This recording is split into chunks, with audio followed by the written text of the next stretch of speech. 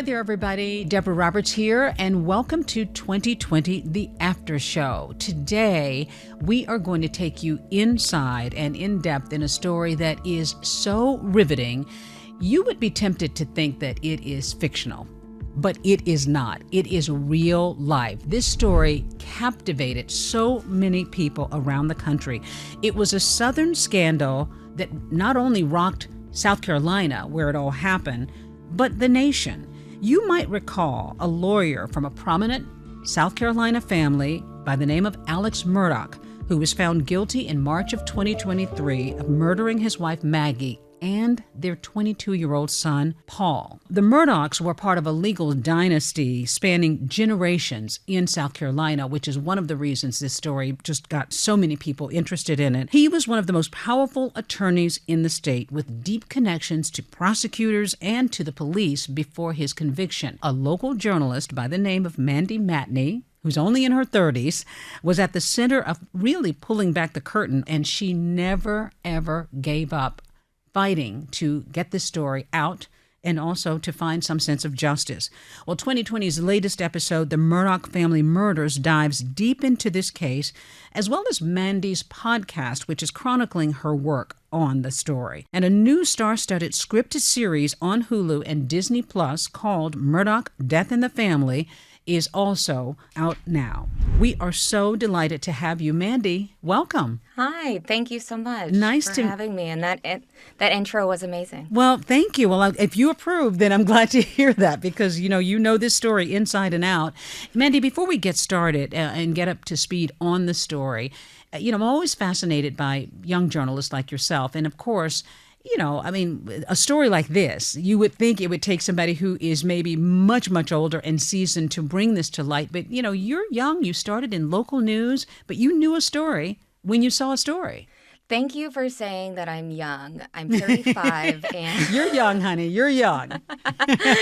And I will always very much appreciate that. But yes, when I started on the story, so I have been investigating the Murdaughs since 2019 at this point. And when I think back, I was 28 when this whole thing started. So yeah, I was young. But I very much, I always was interested in true crime. I worked in local news, but most of the time I worked in local news and would find interesting stories. I never had time to really dig in or investigate. As small newspapers go, usually you have to get the headline, get the story out, and get then to the county commission meeting and all of that. Yeah, move on to the next thing and fill the newspaper. I was filling newspapers for years, just trying to do that.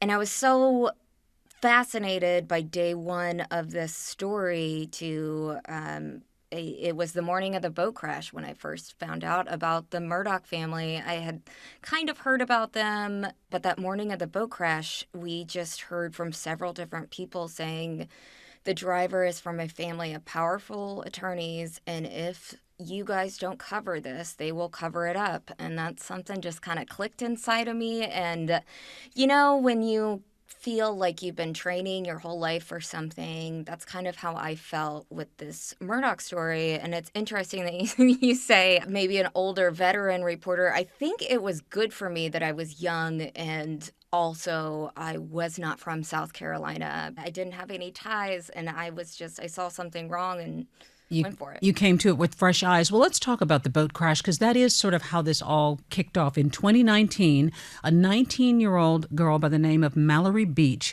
was with friends, including Paul Murdaugh, and she went missing after they had been out on a boat, and there had been a boat crash, as you say, and her body was discovered a week later, and Paul was later indicted on charges of boating under the influence. So that sort of was the early story.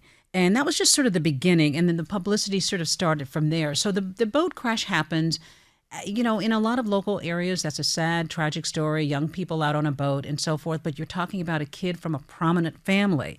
So set the scene for us a little bit, because this town in South Carolina is relatively small.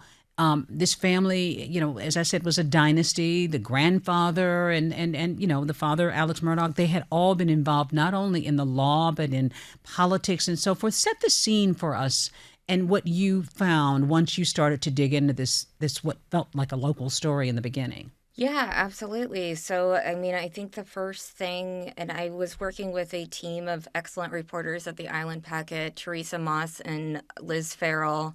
And together we just kind of divided and conquered all of the rumors that we were hearing. First of all, with the history of the family, like you said. And what rumors were you hearing? That there were other deaths, that Mallory was not the first one. That is kind of scary stuff. It was, and it's weird saying this now, but it felt like a movie. It felt like being a journalist in a movie when you hear, when you're investigating a story and this happened many times, randomly get an email of someone you don't know saying, I would watch your back if I were you. That's serious stuff for a young reporter. It was.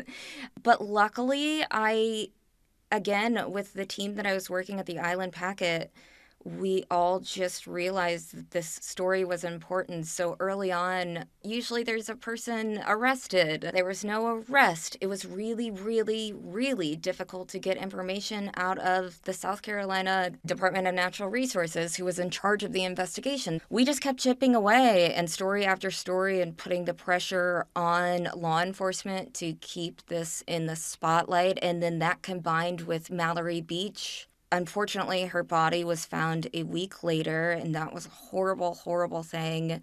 But soon after that, her family was very brave in suing the Murdaugh family. And that lawsuit brought a lot to light about the crash and really a lot of information that kept my stories going. And I remember we thought it was unbelievable and amazing when Paul Murdaugh was actually charged with 3 DUIs in April of 2019, because a lot of people said it would never happen. This is never going to happen. You're wasting your time. Well, you kept the pressure on in terms of stories and reporting, so you began to sort of peel away some layers. And then 2.5 years later, after Mallory's death, and you had been reporting on this story, Paul and his mom's bodies were found on the family's property called Moselle. I remember reading about this because at that point now it's starting to make national news and people are wondering what is going on in South Carolina. What was your reaction when you heard the mother and the son are both found dead? What was your first reaction? Shocked, honestly. I could not believe it. I not only was reporting on the story, but I was obsessed. Like I had a whole murder board, you call it, in your house. Really? Where, you're connecting the dots. And, I spent a ton of time. My husband was getting into the story, too. He was helping me in my free time. I was thinking about this family and this boat crash and thinking of the idea of eventually having a podcast at some point just about the boat crash. But I was just so invested in all of the things involving the Murdaugh family.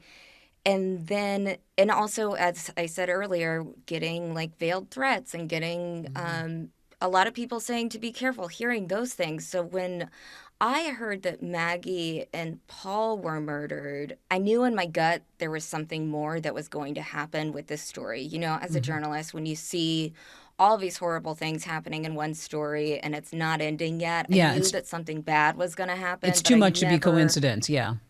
Right, and but I never in a million years imagined it would be the 2 members of the Murdaugh family. And they were shot to death, by the way. What tips did you begin to get as you really started to dig deeper into the story? We began hearing very early on that he was a person of interest in the investigation. There was 2 different guns used, so that was a very weird piece of information. And then we started hearing that at least one of those guns was connected to the Murdaugh family in some way. But the main thing that I heard that I thought it had to be somebody within the family was that it was at Moselle at night. I was familiar with the property. I knew and still know a lot of people who have been there. The fact that they were killed at the dog kennels on their property, Maggie and Paul, I could not imagine a scenario where anybody outside of the family would have the guts to do that, to go onto the Murdaugh property in Moselle. In South Carolina, that's like as risky as going to kill the governor at his mansion. You know what I mean? Like, so my first thoughts were this has to be something within the family, and that I always thought Alex Murdaugh was suspicious in many different ways. Well, as you began to dig into this, as you said, you had been getting threats, veiled threats, some of them outright threats. Were you really worried at any point? Did you ever see anybody skulking around? Did you worry for your safety? I did worry for my safety. I lived in fear for a very long time, pretty much up until he was arrested. Alex Murdaugh was arrested for financial crimes in the fall of 2021. That made me feel better, but it still was just very scary for a long time. But you stayed on the story. And we're going to take a break, Mandy, but coming up, we're going to get a backstage pass on Mandy adapting her reporting for podcast and for TV. Stay with us.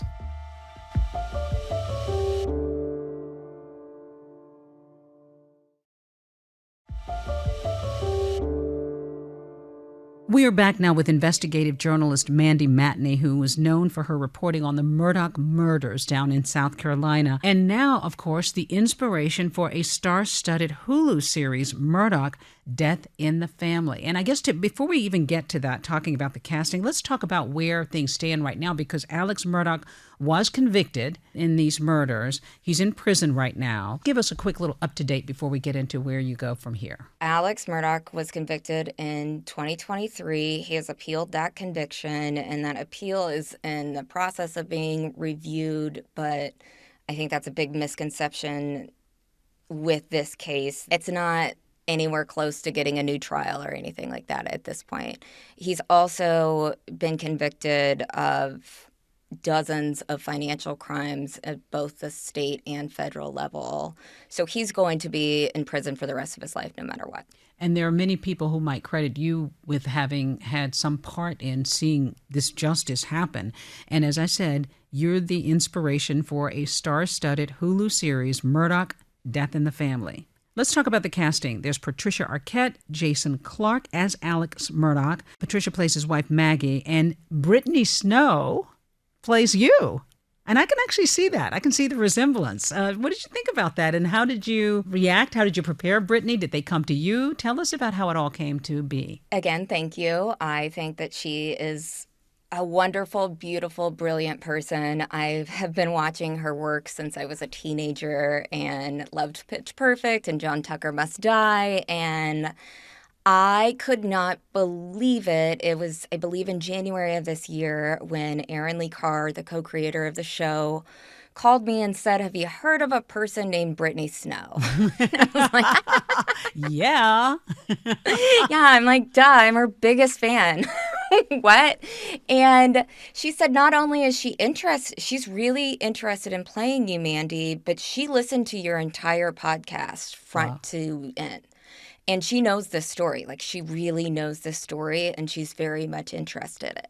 And I was just couldn't believe it. Like, yeah, had to sit down, like one of those moments, and really didn't believe it for a while. I mean, she followed me on Instagram right after that, and I was shocked by that. I was constant, and then there was a few months where I couldn't tell anybody, but I was constantly like wanting to tell everybody. You're excited, but you can't say anything. Because she's just an amazing, wonderful actor, and like what a huge name, and what a boost of confidence that really gave me. It really made me feel like more legitimate in a lot of ways, that somebody like Brittany Snow was interested in playing me. And not only was she interested in playing me, like I said, but she knew the story, knew the podcast, immediately wanted to hop on the phone and just ask questions about me and who I was as a person. And we got dinner pretty soon after that and just became friends. Wow. And that's so weird for me to say, but she is my BFF Brittany Snow. Yeah. It's no surprise that this would be adapted. I mean, of course, and it couldn't have been a surprise to you because this is stranger than fiction. But to have Brittany Snow playing you, what kinds of things did she ask? And for her to start taking on your mannerisms, whatever your mannerisms are, I mean, what was that like? And did you give her any thoughts about who you are as a person that would help inform her role? She immediately ordered my book, and I believe by the time that she called me, she read it in like 2 days, then faster and so thoroughly. You know, when you can tell you're an author, you can tell when somebody actually read your book and like read the details and didn't just say it. Yes, absolutely. I knew that she read, I knew that she read like every single detail, and I was so amazed by that. I mean, not only, it wasn't just for the role, but she just always went beyond. She, for instance, like my life has been shaped by this tragedy that happened when I was a child. My older brother died when I was 7 years old, and she absolutely zeroed in on that, and it was really sweet and a really uplifting and kind and inspiring way. She was like, I can tell that your purpose to get justice for other people all revolves around what happened to you as a child, and she kept bringing up very deep things like that, and I was just so amazed by that. You're a co-producer on the series as well, and to actually have it, come to air must have been really gratifying for you. Almost 20 minutes into the second episode of the series, there's a moment where Brittany Snow, playing you, locks eyes with Alex Murdaugh. It's a chilling scene in the show. Did that really happen? So this is a great example of scenes that are based in truth, but you have to combine so many different moments to bring something like this to television. The moment actually happened in 2019 at Paul Murdaugh's first bond hearing. We locked eyes, and it was a very weird moment. And then there's, spoiler alert, another locking of eyes that did take place again at the end of the season. And a big tease there. I absolutely loved that they did that. I thought it was brilliant, and it gave me chills. What did that feel like for you in real life when that happened? I mean, this is a guy who is used to walking around with such authority and power, and then he locks eyes with you, the woman who could very well be bringing him to justice. I was just kind of grossed out by him. I remember... Not fearful. No, because I was just, we were there for a bond hearing, and I'll never forget watching him walk around the courtroom, and he was shaking hands like a politician. And it was like, this is a bond hearing about your son killing another human being. Yeah, I was just disgusted. Yeah. So it was very easy for me to have evil eyes at that point, because I was like, something's up with you. Yeah, you were able to kind of give the chill right back. Do you have any idea whether any of the Murdaugh family has actually seen the episode? No. I don't. It'll be very interesting if you wind up hearing that. Patricia Arquette is such a talented, award-winning actress, and she takes on all these roles in ways that are so memorable. She said that she wanted to honor women who were murdered by their partners by, taking on this role. And we see these tragedies so often on 2020. We cover so many stories where that happens. I'm assuming that was important for you, too, to actually honor and to make a statement with this work.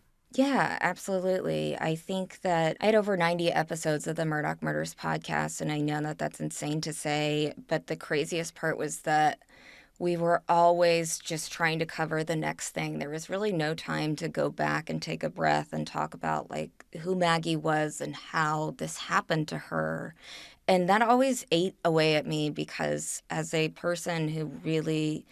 I get angry when women's deaths, specifically women's death, and this was a death of domestic violence, and I am so grateful that not only Patricia took on this role, but she was very, very serious about it. I actually interviewed her for the companion podcast for Murdaugh Death in the Family about the serious research that she did, and she did so many things throughout the show to really portray a cautionary tale for Maggie and so many other women who are just caught in a bad relationship and can't get out. Yeah, revealing the power dynamic. She did a fabulous job in that. Well, coming up, Mandy, stay with us because you're going to shine a light on female journalists and how they learn to break down barriers throughout their careers. I mean, something you certainly did here. And we want to hear your advice for women everywhere when we come back. So stay with us, everybody.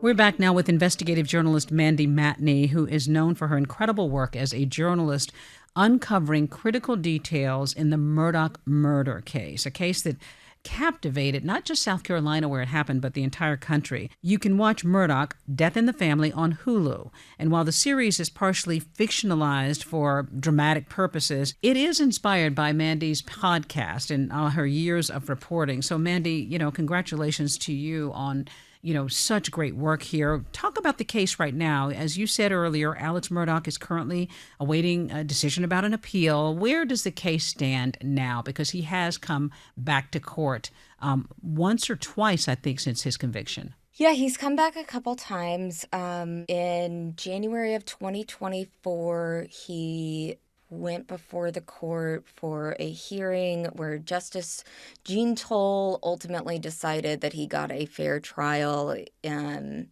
relation to he accused the clerk of court of jury tampering. Ultimately, it was decided that there was no jury tampering that existed, so the appeal had to go back through the process, and that's where we are now. Yeah, he's a very skilled lawyer.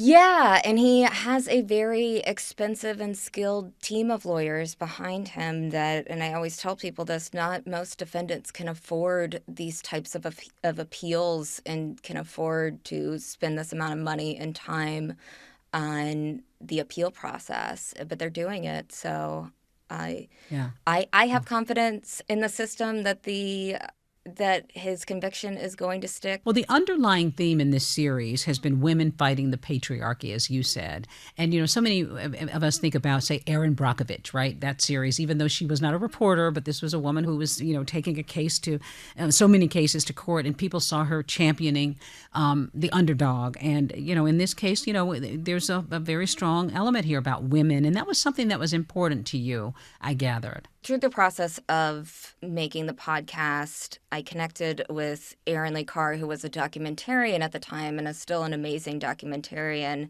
And what I loved about her work specifically was that she could tell complicated true crime stories involving women and portray them for their humanity and all of the different angles and not just who killed them and what happened. She always dug deep beyond that. So in the series really highlights a lot of women, including Renee Beach, the mom of the young woman who was killed in the boat accident. Right, who was brave enough to file a lawsuit against Alex Murdaugh. I mean, a lot of people, I think, forget about that too. But I'm glad that the series highlights that. I cared about this story because I was a younger girl and I could relate to Mallory Beach. And it's so important to have other voices in newsrooms that care about different people and different things than just what we're used to with the old. Yeah, the old system. I started off in this business when it was mostly men in the business, mostly white men in the business. And I remember seeing things change as women came in.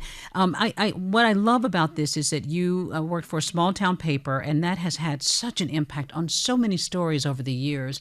And sadly, of course, we're seeing newspapers fold left and right.